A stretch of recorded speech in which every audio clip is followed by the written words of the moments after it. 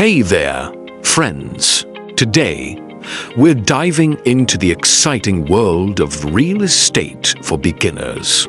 Remember, entrepreneurship and financial success are all about investment, and wealth lies in the ability to create multiple sources of income. So let's get started. First up, consider wholesaling properties. It's a great way to get your feet wet in real estate and requires little to no money upfront.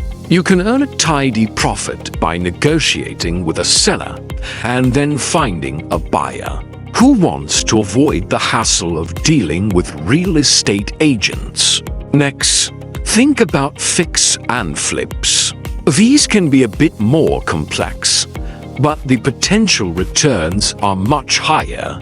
The key is to find an undervalued property and hire a team to do the fixing before selling for a substantial profit. Lastly, rental properties are an excellent long-term investment that provides passive income through monthly rent payments and tax benefits.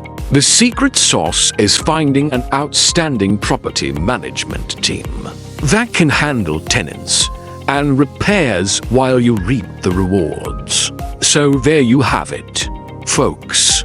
These strategies are perfect for beginners looking to break into the exciting world of real estate.